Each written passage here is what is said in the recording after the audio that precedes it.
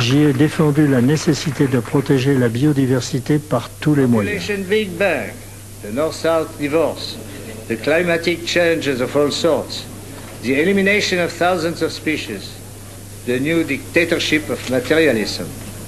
All these evils must be cured urgently, and the only medicine is a recourse to utopia. Pendant ce temps, au nord de la ville, un vaste forum rassemblait les principales organisations non gouvernementales qui dansaient et chantaient leurs révoltes et leurs exigences.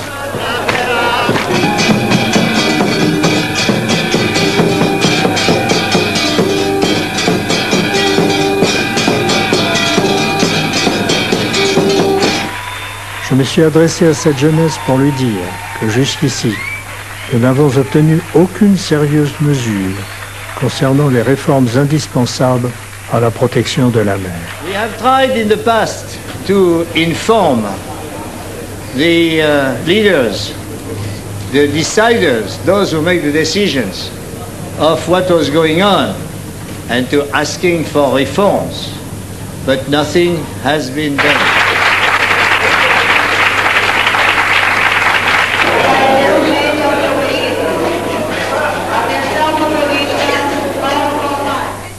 J'ai exposé à différents chefs d'État, pas toujours avec succès, la nécessité d'approuver la Convention sur la biodiversité.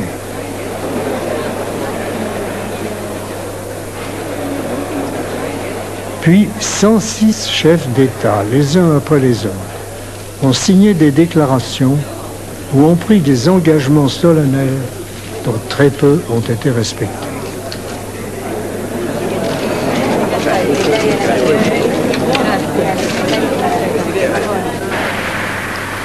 Il était nécessaire, bien sûr, de protéger un tel rassemblement de personnalités par un impressionnant déploiement de troupes.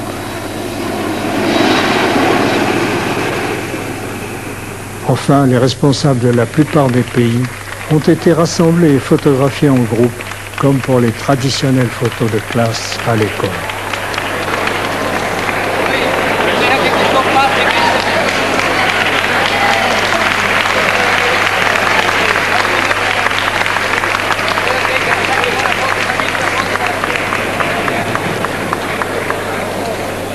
Il faut maintenant conclure Boutros Boutros-Ghali, le secrétaire général des Nations Unies, a souligné l'importance des ressources de la terre et de la mer pour la survie de l'humanité. À qui nous devons notre existence et qui nous fait vivre.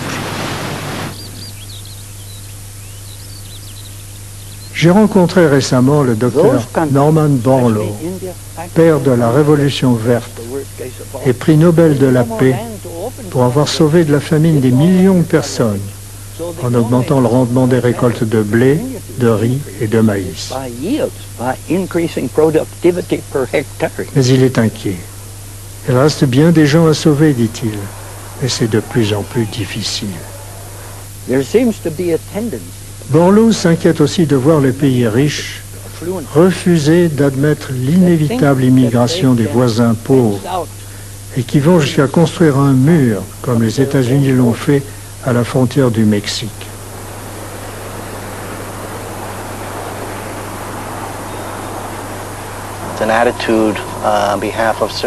Les Américains veulent réduire l'invasion de la Californie par les Mexicains, nous disent les sédentaires. Mais le mur est de plus en plus transparent. Il n'est plus que le symbole de l'égoïsme des pays de l'Ouest devant la misère des autres.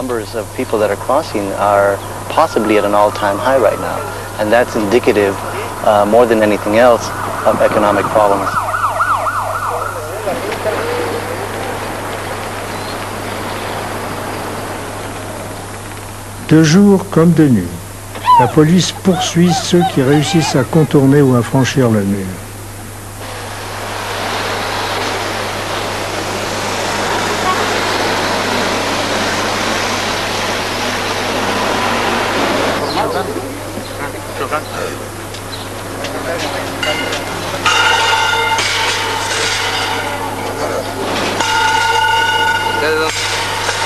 ¿De dónde es? Nayarit. Pasen. A ver, vamos a ver.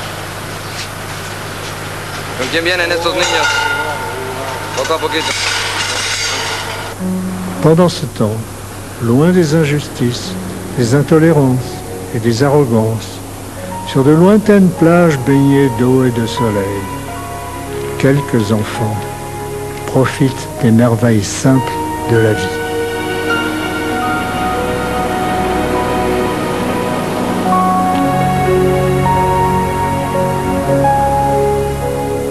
L'océan n'a accordé aux hommes, pendant des millénaires, que sa surface et ses tempêtes.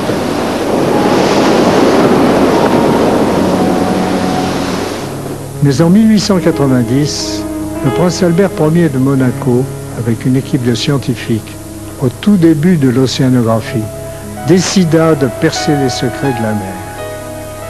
À bord de son yacht, la princesse Alice, il réussit à recueillir des milliers d'informations qui remettaient en cause nos conceptions de la vie dans les océans. Il captura des animaux plus étranges que ceux des légendes qu'il pensait effacer.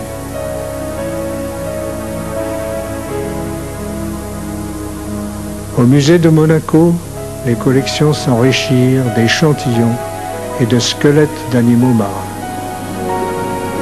Depuis cette époque, les gracieuses baleines, qui comptent parmi elles les plus grandes créatures qui aient jamais existé, ont malheureusement provoqué la convoitise des chasseurs.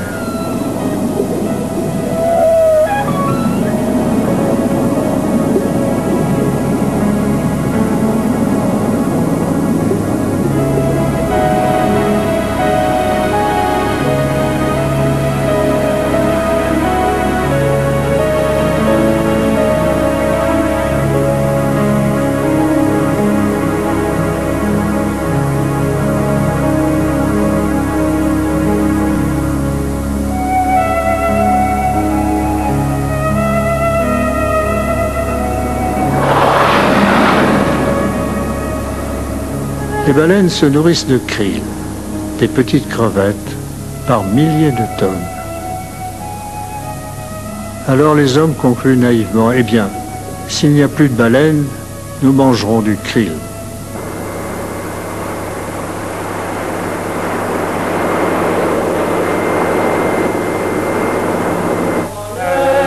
Un peu partout, d'audacieux aventuriers, dans des embarcations rapides et manœuvrantes appelées baleinières, risquaient leur vie en harponnant les grands mammifères dont les réactions, parfois violentes, n'étaient jamais franchement hostiles.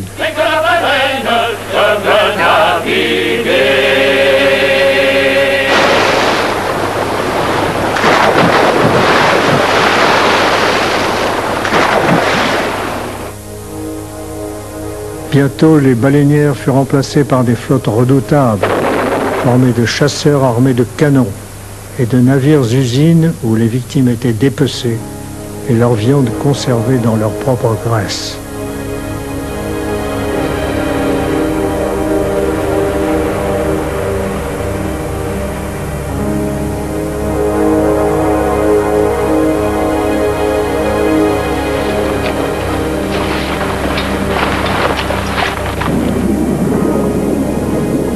Les plongeurs de la Calypso en Antarctique trouvèrent un peu partout d'énormes ossements témoins des carnages.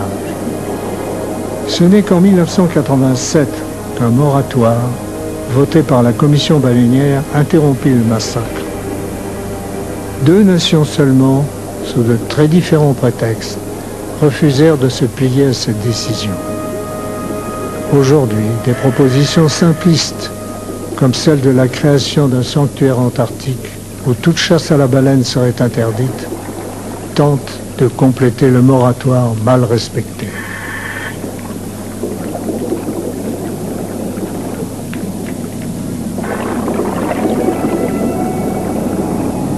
Pour connaître, pour comprendre ce qui se cachait sous la surface des mers et qui ne livrait aux humains que des créatures capturées à la ligne ou au filet, il fallait soulever le couvercle des océans, y plonger, y vivre. C'est ce qu'apporta, voici 50 ans, le scaphandre autonome qui nous transforma en homme-poisson, ou, pour être très réaliste, en poisson à double queue.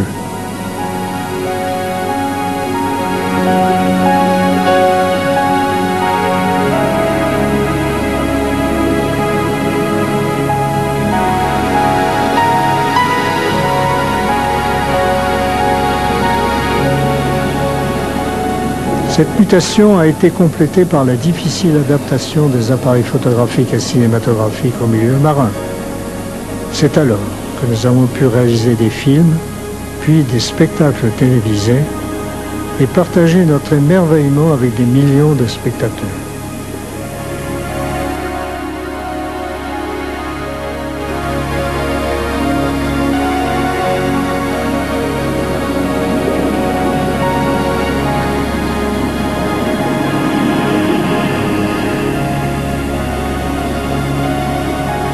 La révélation de la richesse du monde marin nous incitait à plonger aux quatre coins de la planète. Mais il nous fallait un bateau qui nous fut offert par un merveilleux mécène, Lowell Guinness. C'était la Calypso, bientôt devenue mon allié et le symbole de la découverte pour plusieurs générations.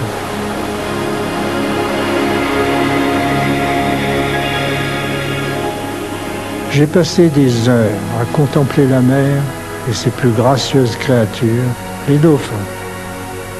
Équipés d'un cerveau comparable au nôtre, les dauphins sont les amis des êtres humains depuis la plus haute antiquité. Ils ont inventé l'entraide et le sonar.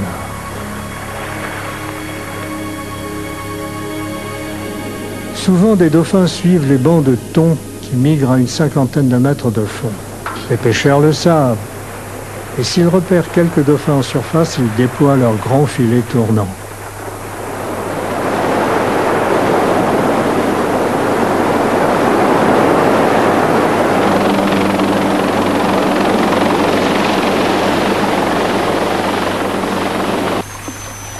Malheureusement, dauphins et thon se trouvent encerclés ensemble. Les pêcheurs raisonnables évitent de blesser ces dauphins qui sont leurs précieux indicateurs. Les règlements sur la taille des mailles des filets à thon pour éviter que les dauphins s'y prennent ont été imposés sur les côtes de Californie et d'Amérique du Sud.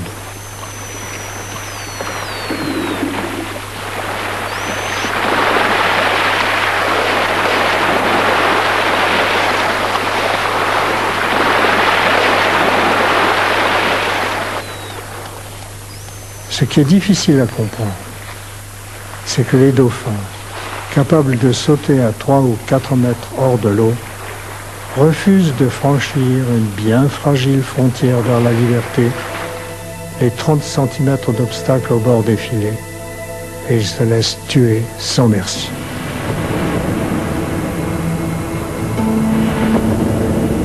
Malheureusement, dans certains pays, c'est le massacre systématique.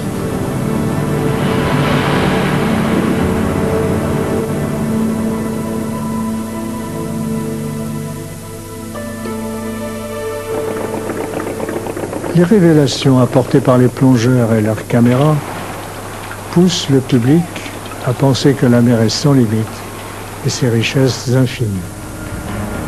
Alors la pêche s'organise pour exploiter ce formidable espoir.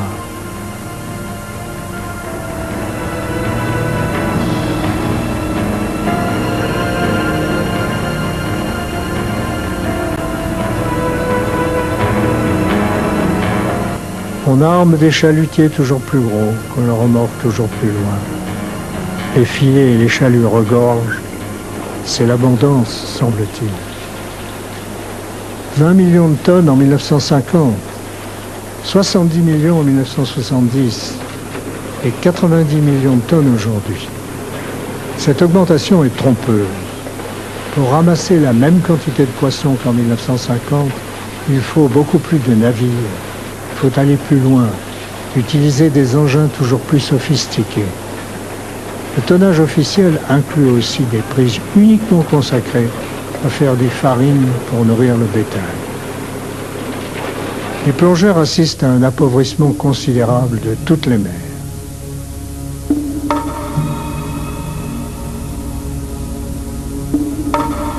En Méditerranée, en 1946, la roche de la Moulinière a été peuplée de liches, de sardes, de mérous dans les grottes. 30 ans plus tard, en 1977, le même site est devenu un désert. Où sont les corbes, les sards, les mérous?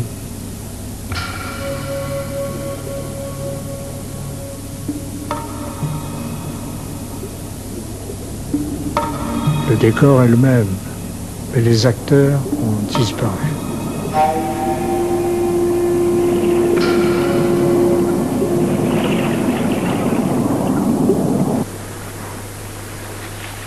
La traversée d'un océan observée par des yeux humains ou par une caméra de télévision est en fait un long voyage dans un désert bleu, animé par de rares oasis au rassemblement d'espèces migratrices comme les dorades, les bonites ou certains requins.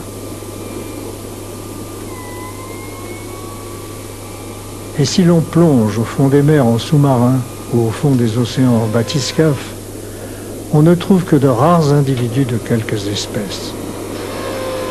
La pauvreté apparente des grandes profondeurs cache parfois des richesses minières, comme des sédiments riches en étain, dont l'exploitation provoque des rassemblements de flottes équipées d'impressionnants moyens de forage.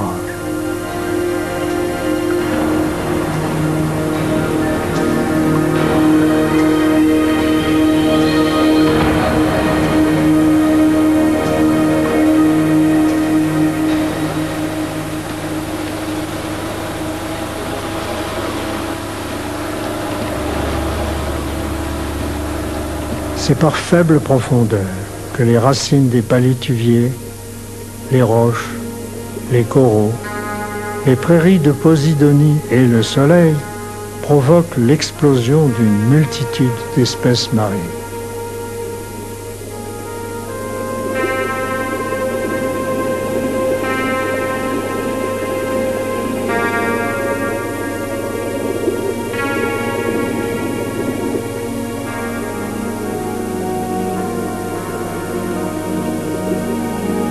Et c'est cette étroite bande côtière que l'homme exploite depuis des millénaires.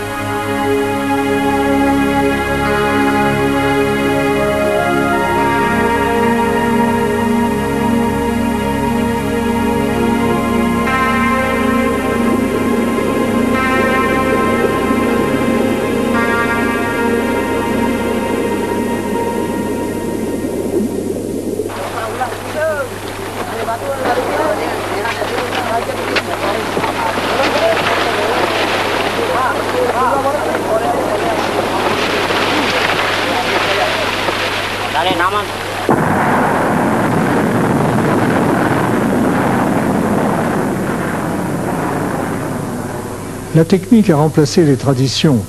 L'œil infaillible des satellites enregistre la température des eaux pour mieux suivre les migrations des poissons.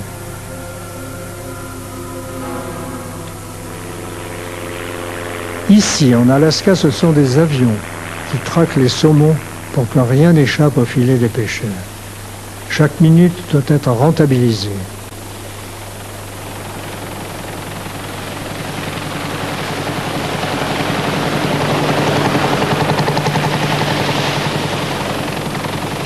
C'est une course hystérique à l'argent. Au mépris de tout, en évitant de justesse les collisions, en passant sur les filets du voisin. Les poissons ne sont que des paquets de dollars, c'est la guerre économique. La pêche n'est plus que le moyen de rembourser les banques, si possible en moins de 7 ans.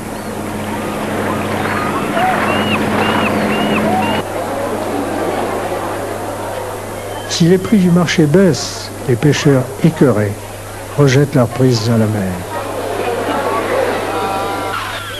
Malgré tout, comme les stocks de poissons sont déjà gravement entamés, les prix continuent à monter. Et la pêche, qui assurait traditionnellement la survie des pays pauvres, devient une industrie de luxe, et le luxe entraîne le gaspillage. Ce crevettier de la mer de Cortés racle tout ce qui vit sur le fond de la mer. Sans distinction, il remonte des tonnes d'alevins, de crabes, de calmars. Mais les pêcheurs n'ont Dieu que pour les quelques crevettes qu'ils revendront à prix d'or.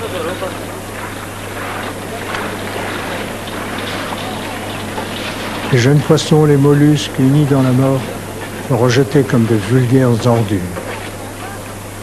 La loi du marché règne plus que jamais en maître et n'a que faire des famines dans les pays les moins favorisés. Certains sociologues et économistes ont cherché à compenser de tels gaspillages par la création de l'aquaculture des animaux marins.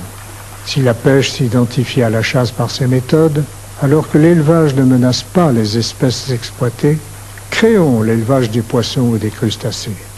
L'intention est bonne, mais les difficultés sont énormes et la réussite est au prix d'une surabondance de technicité et de précaution.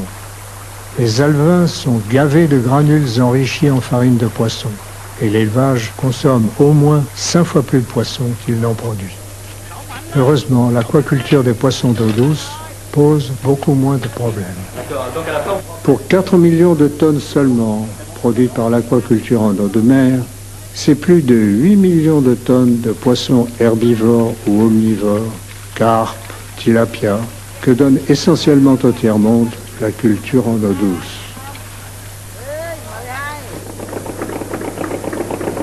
Partout se construisent et s'arment des foules de chalutiers qui ramènent tout ce qu'ils rencontrent.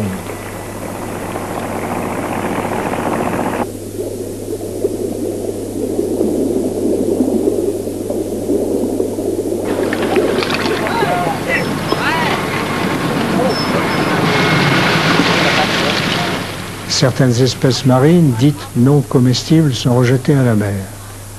D'autres sont transformées en farine destinée à de pauvres affamés qui n'en veulent pas, ou à l'élevage des poulets.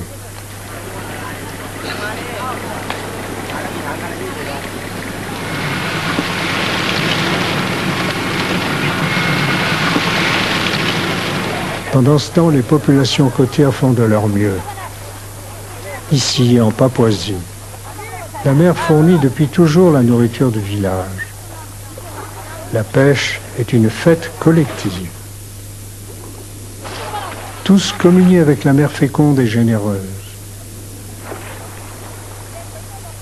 Toujours en Papouasie, un charmeur de requins connaît bien l'océan qu'il nourrit. Il le craint, il le respecte.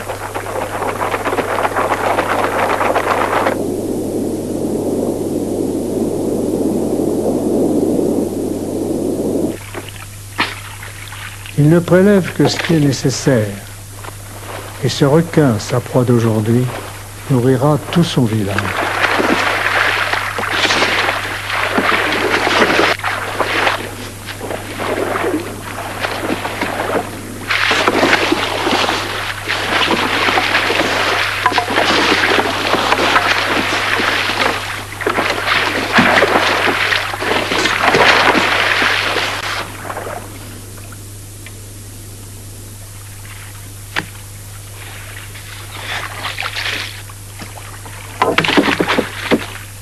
Seul dans sa petite pirogue, il a triomphé par la force et, dit-il, par la magie.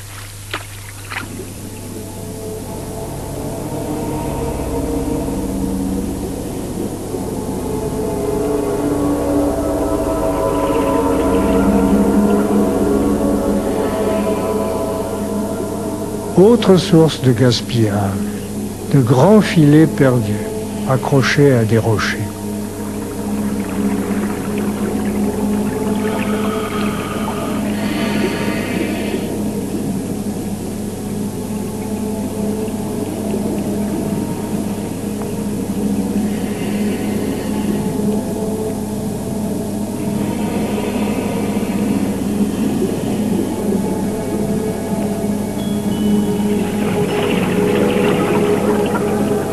Ailleurs, des casiers ou des nasses abandonnées qui continuent à pêcher, mais pour personne.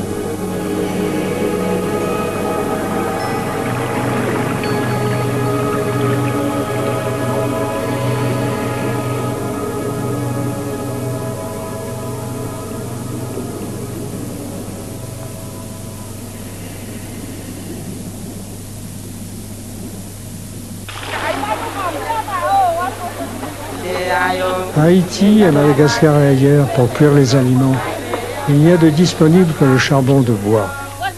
Il en résulte déforestation suivie de désertification.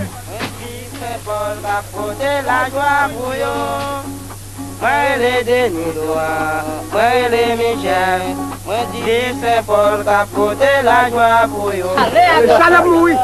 mouille de ce pays. Si nous avons du charbon, si nous avons du charbon, nous ne pouvons pas vivre.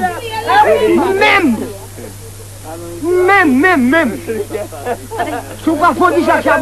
Il nous faut d'acheter du poisson pour nourrir nos enfants. Pas de charbon et c'est la famine. La pluie va tomber. Qui canon? Mais quand il n'y aura plus d'arbres ici, quand vous aurez tout coupé, qu'est-ce que vous ferez? Quand il n'y aura plus d'arbres.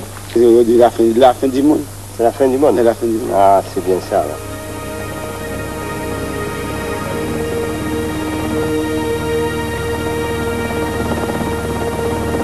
Le pays montre ses ossements, disent les indigènes.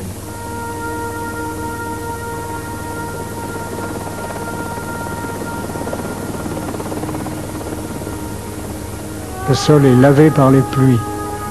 Au lieu d'abreuver le sol, l'eau le transforme en fleuve de boue et en désert.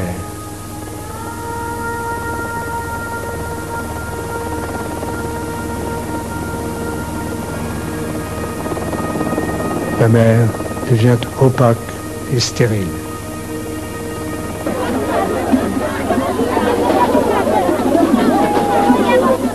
Fluide de la vie, l'eau potable, manque aujourd'hui aux hommes et à plus d'1 milliard d'individus.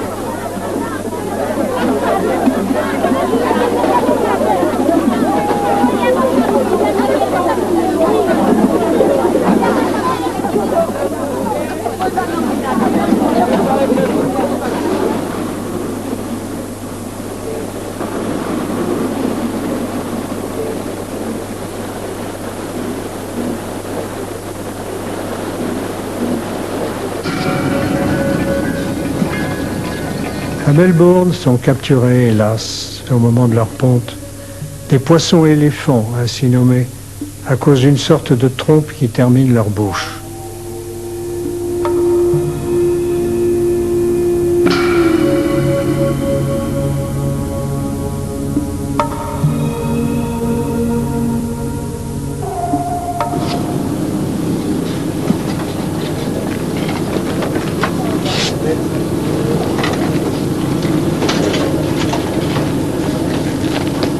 Pour mieux les vendre, on leur tranche la tête.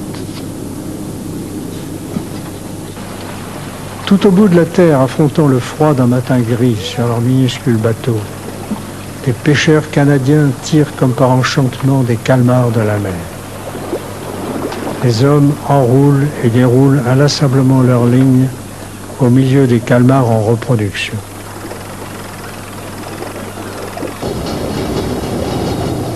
Mais au sud de la Nouvelle-Zélande, la machine a remplacé le muscle.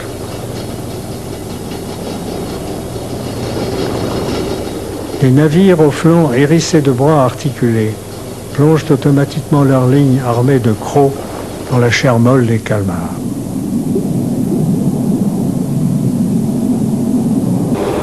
Sur ces galères anachroniques, les ouvriers en bleu de travail graissent la formidable mécanique qui n'aura de cesse de plonger dans la mer avant de l'avoir épuisée. Mais ces usines vident une mer qui n'est pas la leur. La Nouvelle-Zélande brade ses calmars à des trusts qui n'ont que faire de préserver une ressource qu'ils iront pêcher ailleurs lorsqu'elle sera épuisée.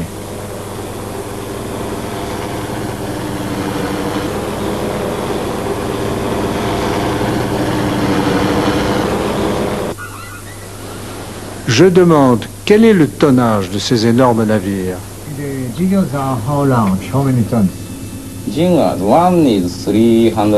Les plus gros, me dit-on, font 350 tonnes. Et combien de tonnes de calmars prennent-ils en Nouvelle-Zélande? 450 à 500 tonnes. Soit plus que leur poids en calmar? Oui. Si la Nouvelle-Zélande, riche et techniquement développée, est incapable de conserver ses richesses, que peuvent faire les pays du tiers-monde? Contraints de se vendre aux nations les plus riches, eux qui ont véritablement besoin des protéines de la mer, les voient partir engraisser ceux qui n'en consomment que trop.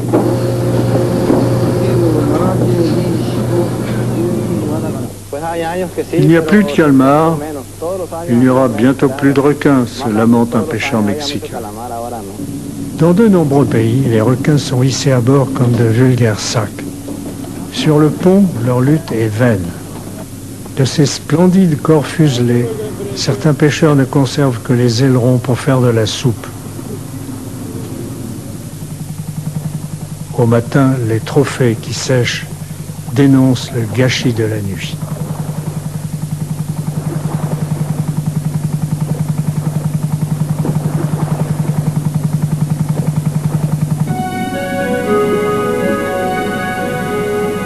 Ici, au Costa Rica comme en Polynésie, les plongeurs braconniers n'hésitent pas à capturer des langoustes par dizaines. Ils savent qu'il en reste de moins en moins. Mais l'appât du gain est fort et les restaurants pour touristes payent bien. Les vacanciers se gavent. Le prix des crustacés augmente sous la pression des touristes qui peuvent acheter sans compter ce qu'offre le pays. Ailleurs, à Haïti par exemple, les filets restent vides.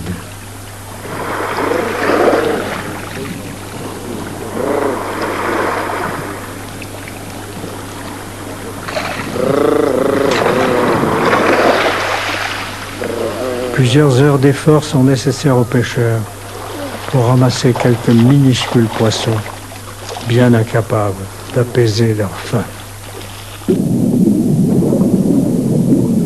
Mais dans tout l'océan Pacifique et dans la plupart des îles, les nouvelles pêches deviennent dramatiques. Lignes, hameçons et filets sont peu à peu abandonnés. Aujourd'hui, poissons comestibles destinés au restaurant aussi bien que les poissons d'aquarium sont capturés au cyanure. Ils n'ont aucune chance d'échapper, ni à la seringue qui les endort, ni à la main qui les ramasse au fond de leur cachette. Méticuleusement, les récifs intoxiqués sont vidés de leurs habitants.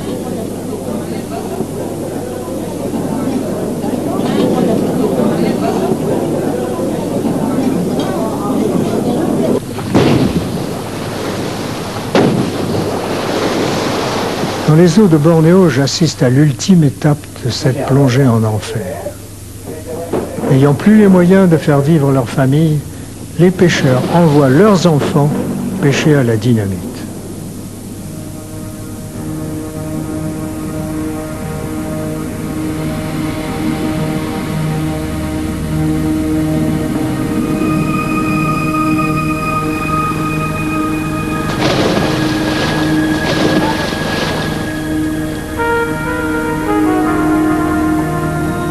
Esclaves de moins de 10 ans, ces gosses respirent à même le tuyau qui leur envoie l'air vicié d'un vieux compresseur.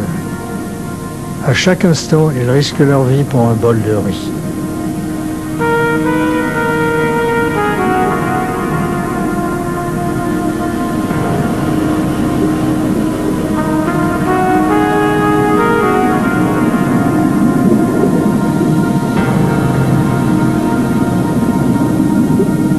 Ces enfants sont les fils des Bajau, les nomades de la mer, qui vivaient autrefois sur leurs pirogues. Ils parcouraient librement les récifs de la mer de Sulu et pêchaient assez de poissons pour les troquer contre du riz aux agriculteurs de la côte. La concurrence des chalutiers industriels et la brusque élévation du coût de la vie les a plongés dans la misère. Aujourd'hui, ils s'entassent dans les faubourgs des ports.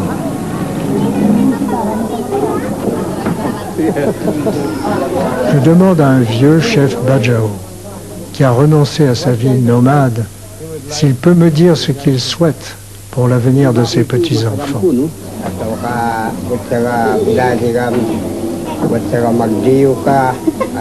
Séduit par le confort de la maison, ce prince des eaux s'est enchaîné à des dépendances plus sournoises.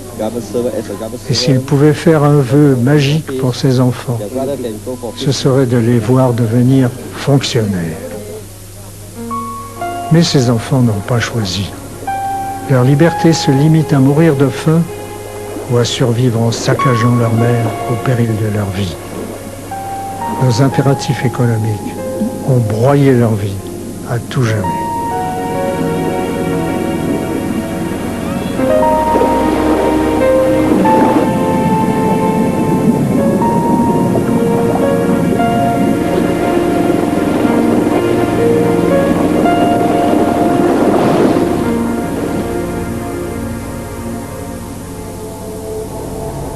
Traqués par chalutiers, satellites, avions, sonars directionnels et radars, les prises, parfois énormes, trahissent la réalité qui, elle, reste raisonnable.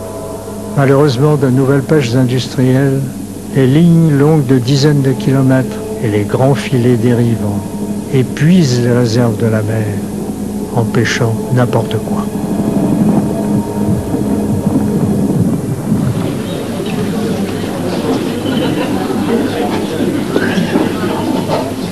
À l'extrême nord de la Nouvelle-Zélande, je suis invité à une manifestation de pêcheurs maoris.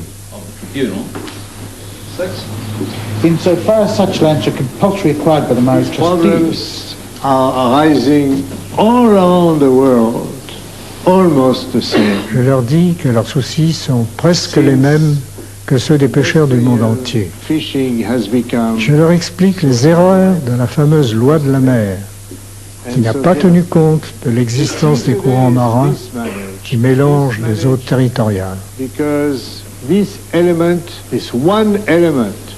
Pour améliorer la pêche, il faudrait des règlements internationaux, créant des réserves et interdisant la capture des espèces marines au lieu et à l'époque de leur ponte. Comme les Bajau, comme les pêcheurs de Marseille, ces Maoris sont inquiets sur l'avenir de leur profession. Je tente de les rassurer. Et ensemble, nous chantons notre amour de la mer.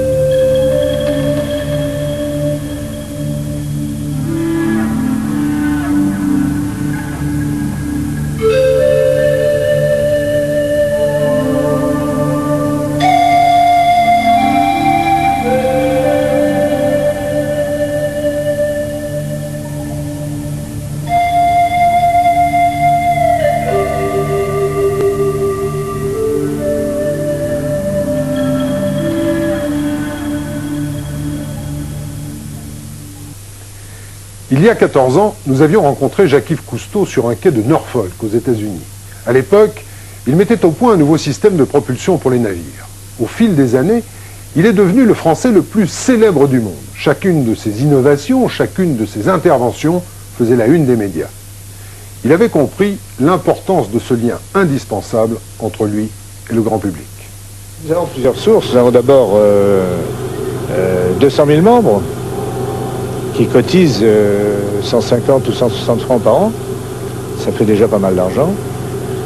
Cet argent est utilisé pour les recherches qui ne rapportent rien.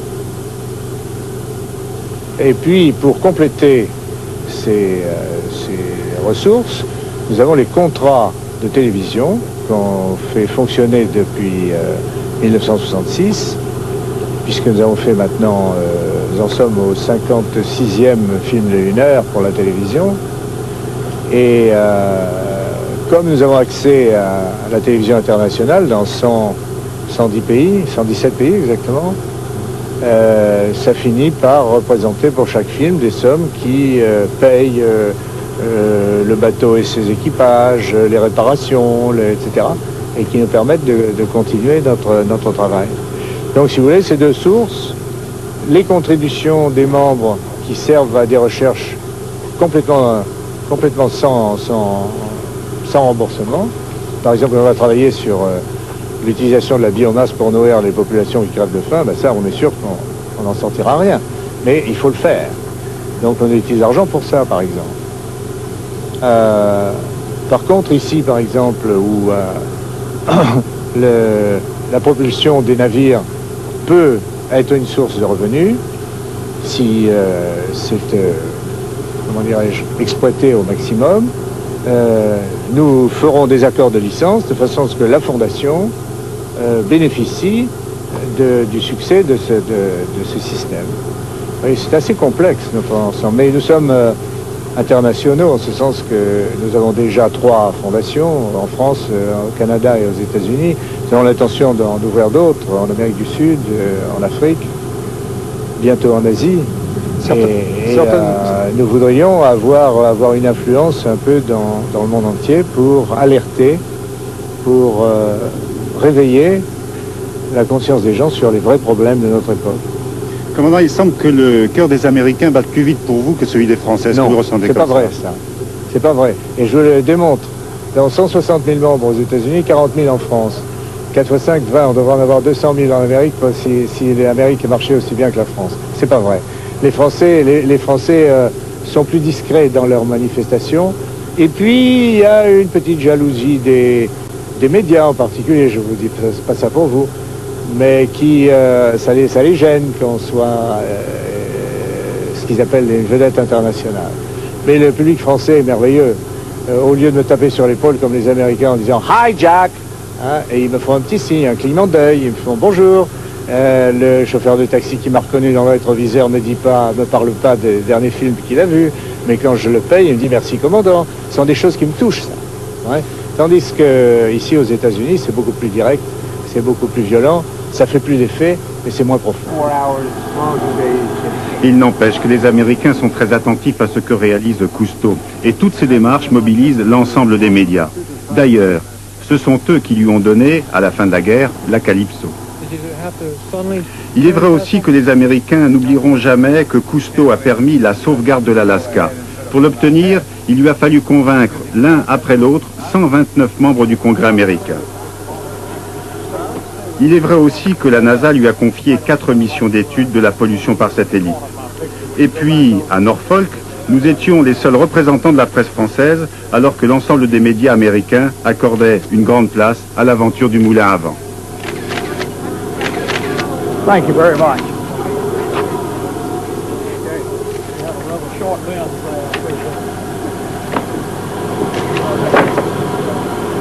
Stay with us a minute, Jacques. Ce qui est un petit peu étonnant pour le grand public, c'est que le commandant Cousteau se lance dans cette aventure sans être méchant. Bon, vous n'êtes plus tout jeune et vous voir vous lancer dans cette énorme aventure, ça a un petit peu surpris tout le monde. Mais parce que les gens sont habitués à des mots que je ne comprends pas. Vacances, retraite, repos, je ne sais pas ce que ça veut dire tout ça. Si vous voulez, quand on est, pas moi seulement, mais la plupart de mes camarades, sont démotivés par quelque chose. Je crois qu'il n'y a pas d'âge, il n'y a rien qui compte. Par ailleurs, je pense que j'ai la chance, à mon âge, de résister plutôt mieux qu'un type de 40 ans. Je cours un peu plus vite qu'eux, je nage bien, j'ai beau ne pas être un athlète, j'ai gardé la forme que j'avais à 25 ans à peu près intacte. Alors, physiquement, une épreuve comme celle-là, je l'ai supportée plutôt mieux que mes camarades. Est-ce que vous n'êtes pas considéré par une part de l'opinion publique comme simplement un écologiste? Ah oui, mais écoutez, un drôle d'écolo, parce que j'ai refusé de me présenter aux élections, j'ai dit Orbi et Orbi que c'était une erreur pour les écologistes de constituer un parti, mais je les soutiens quand même parce que je suis de la même famille, évidemment. Mais le but, vous comprenez, pour moi, l'écologie, ce n'est pas seulement de protéger les baleines ou les petits oiseaux. Il faut le faire, bien sûr. Mais le fond de l'histoire, c'est l'écologie humaine. L'écologie humaine, ça consiste à donner à tous les êtres vivants, à tous les êtres humains, les conditions nécessaires pour qu'ils se forgent leur bonheur à eux. Or, actuellement, pendant que les gens crèvent de faim, il n'en est pas question. Quand on est terrorisé par la crainte de la bombe, il n'en est pas question. Quand on est harcelé par des publicités mensongères, il n'en est pas question. Si vous voulez, le climat actuel est une espèce de négation de cette philosophie. Donc, nous essayons de convaincre le plus de gens possible, faisant faire pression sur les pouvoirs publics dans le monde entier. C'est pour ça que le nombre de nos adhérents compte, c'est pas l'argent qu'ils nous donnent, c'est leur nombre. Et toute ma philosophie consiste à faire travailler mes fondations au maximum pour que, dans un avenir aussi proche que possible, tous les êtres humains sur Terre disposent des conditions nécessaires pour qu'ils se forgent leur bonheur à eux. C'est ça l'histoire. Ça, leur bonheur ne nous regarde pas. Il faut qu'ils puissent le faire. Dans l'état actuel des choses, il y a la moitié de l'humanité pour lesquels il n'est pas question d'envisager un bonheur quelconque. C'est une question de survie pour eux, ce n'est pas une question de vie.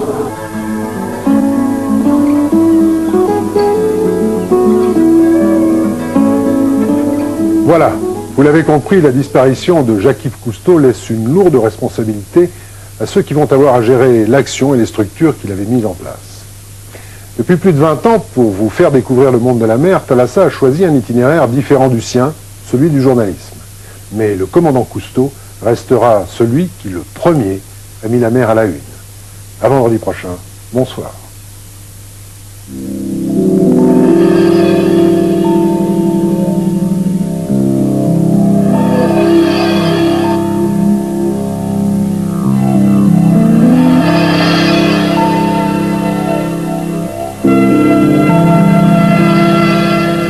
Et dans l'océan, j'accorde le point synthétique.